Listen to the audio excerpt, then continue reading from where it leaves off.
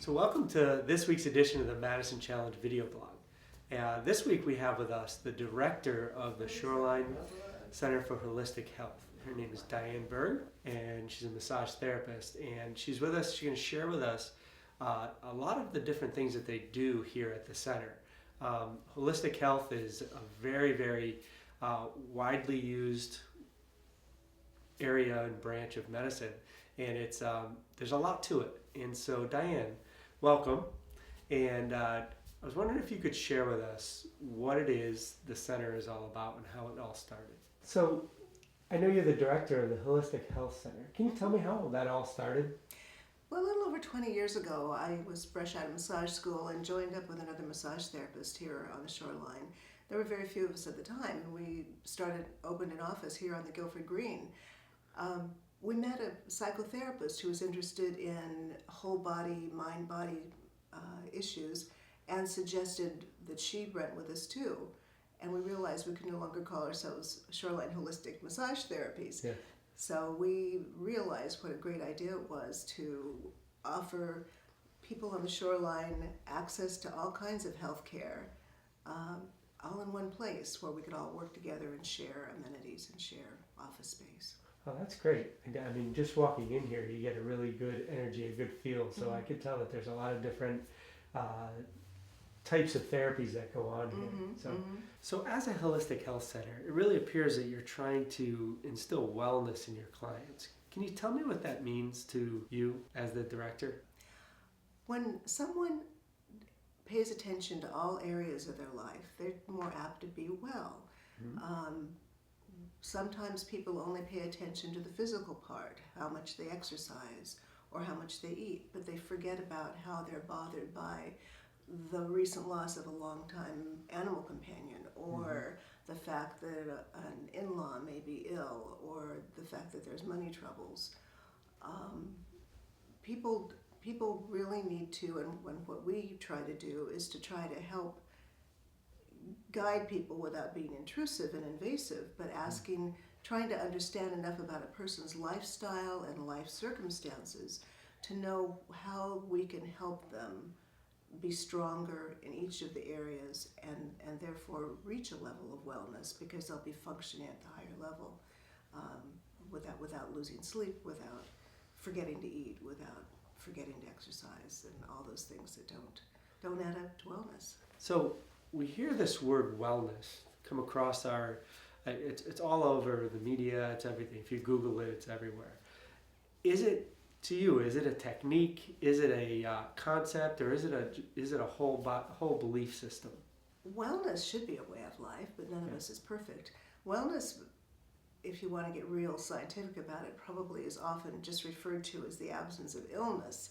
Right. But we feel that wellness is really living at your best level, or at a higher level than just a norm, which means you're still breathing. We don't believe wellness just means I'm not sick. We think wellness means I feel good and I can get up and hit the floor every day and feel happy about it. Right. So we're about to meet some of the practitioners here that are at Shoreline Holistic Health Center. How does it work when somebody calls up to the office? If they have a specific thing, are they guided at that point? Do they see or do they have to come here already with a disorder or diagnosis? In general, people self-select. Generally, people call because they think they'd like to try acupuncture, or they feel that they need a massage. But sometimes people will call and they say, I just don't feel well. I don't really want to stick with all Western medicine. What do you suggest? In that case, I would steer them toward one of our naturopathic physicians who would be the best able and best qualified to look at that person on a whole body level and make suggestions about other practitioners or other practices that person might try. And many, many people who come here see more than one of us, see many of us, because the various different practices and so forth build upon one another. Sure. And make them healthy. Well, excellent. Well, thank you so much for being a part of the Madison Challenge. Okay, so we're here at the Shoreline Holistic Health Center with Christy Ferreira, naturopathic doctor. Yes. And so, welcome, Christy. I just wanted to meet with everybody who's at this wonderful facility, and I know you guys are all about holistic health. And so, what is your role here in the facility? Well, I'm a naturopathic doctor here and Connecticut licensed acupuncturist. And so I see patients here on a regular basis. Excellent. So somebody who would come to see you would enter the facility with maybe like a certain chronic illness or even an injury, and they would request acupuncture, and that's how they would come into your... Sure, exactly. Okay. I get patients that come in for difficulties, just psychologically. Some patients come in, a lot of patients come in because they've hurt themselves, they need some help with that, and then with chronic disease as well. Good. So we're here on this beautiful February day in this we're supposed to be in winter months. And out of all the topics that we want to talk about, your passion for being outdoors is something that really kind of struck a chord with you and wanted to share with our participants. Really, I have such a passion for nature. I love being in nature, part of nature.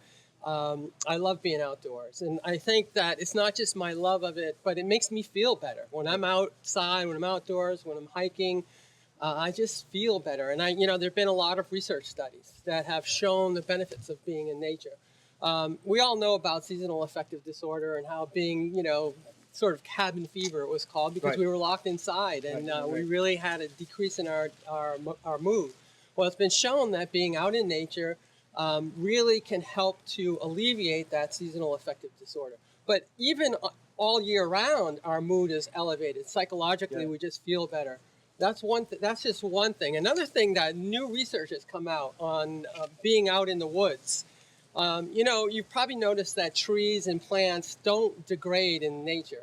They stay strong until they get old, and then they do. But they give off phytochemicals that help to combat fungus and bacteria and things like that. So Japanese have done research that shows that when we're exposed to those phytochemicals given off by trees, like pine trees, you can smell them in the air. That it increases our natural killer cells by 50%. Wow. Now, who wouldn't want 50% more natural killer cells? No kidding. It's great. So it really helps to boost our immunity and make us stronger. About being in nature in winter, this isn't a typical winter because it's been so mild, but when we're exposed to the cold of winter on a routine basis, what happens is our thyroid starts producing thyroid hormone to increase our metabolism and to make us warmer. And so being in the cold, makes us hardy. It gives us the ability to tolerate those conditions more and more the more we're in them. There's other research that's come out that talks about grounding ourselves to the earth. And I'm firmly a candidate of grounding ourselves to the earth. Normal metabolism releases positive ions into our body. The earth is coated with negative ions. And in our ancestors would be exposed to the earth on a regular basis and releasing those positive ions into the earth, picking up negative ions. And it's positive ions that really cause havoc in our body, can cause pain, can cause inflammation, things like that. So the more that you come in contact with the earth, actually physically touch the earth or touch a tree, be out breathing in the air, being in the water, it just helps us to release those positive ions and become grounded to the earth. So again, a very important thing to help alleviate chronic disease, pains, and things like that. These are some great tips. Now, you shared with me before the interview that some incredible thing that you're going to be doing outdoor in the nature. In nature this summer, was it? Yeah, this summer. Good. So what is that? I have a plan this summer. Hopefully it'll take place in August because that's sort of like the best time of year to do it. Is I'm going to be doing the 100-mile wilderness in Maine, backpacking it. It's actually 130 miles when you take into consideration Mount Katahdin, and it's part of the Appalachian Trail system. Wonderful. So my plan is to do that this August. It's going to motivate me to go to the gym and work out and get back out into nature, and so I'm really looking forward to it. Sounds wonderful. Thank you so much, Christy. Thank you, John. It was great meeting you, and thanks for all you do for the community. Yeah, thanks so much. So we're here at Shoreline Holistic Health Center in Guilford, Connecticut, and with us is MJ Stevenson. So welcome, MJ. Thank you. So can you tell us a little bit about your role here at Shoreline Holistic Health Center? Well, I do two things here. I'm a reflexologist, Okay. and I'm also a meditation instructor. Oh, wow. I So- see that there's a lot of things that go on at this facility. So tell me a little bit about those two things. Well, reflexology is basically, it's like acupressure on the feet. Okay. Short description. The Okay. long description is it's basically balances all the systems and organs in your body. Mm-hmm. It's based in Eastern or Chinese or Eastern medicine, right? Well, it can be found in all cultures going Okay. way back. Way back. Okay. Yeah. Excellent. And it's really about the holistic approach, as in the title Mhm. of the business. So, Right. good. Right. And what about the meditation side of it? Well, I always say to all of my reflexology clients, do you have any kind of meditation practice? Because really you can go for all the massages and reflexology and yoga in the world, but if you're not doing your daily sort of maintenance and taking care of yourself on your own, you know. So what is meditation? A lot of people would say it's just sleep. No, it's not just sleep. What is it? Well, it's the alpha state, or a Okay. different brain state, where you have very minimal awareness but still brain activity. And really it's anything that you can do to shut off your brain chatter, which is vastly negative a lot of the time. And so we kind of need to be trained to do that, right? Right, and that's exactly it. That's why they call it a practice. Okay. And many people are already doing meditative things in their life without realizing it, Okay. like singing in the car, or counting while you're walking, and all these little habits we have that shut our brains off. Well, I know that me singing in the car might be meditative to me. Yeah. But I know it's not meditative to anybody else. Well, so. that's why we do it in the car. But well, great. And so, what does a session feel like? Like if somebody comes to Shoreline Holistic Health Center and they say, I think I want those two things. I want reflexology, or I want to learn how to meditate better. Mhm. What do they have to do to get that? Well, reflexology, you just come and you take your socks off and get in my nice chair. Okay. And that's it. Yeah? All right, wow. Your feet are in my hands, and it's kind of like it's almost like a forced meditative state, because most people just go right out. And if you could have that every day, that would be great. But since you can't, would people come for like specific conditions, or they just feel like? Because it's not sounding it's like a foot massage. It sounds No, like it's not. deeper than that. It has Right. more meaning behind that. it's a whole body right. and spirit Right. treatment, really. So would they need to come with something, or is it something? No, typically the people that I see on a regular basis are coming because it's incredibly, incredibly relaxing, Right. and they notice over time that they are having less acute or chronic health problems. For more chronic problems, I always advise people to maybe try acupuncture Excellent. or something more Good. direct. Good. So. And so also with the meditation, I know there's a lot of different styles, and some more popular, some less popular. How do you know which one is right for you?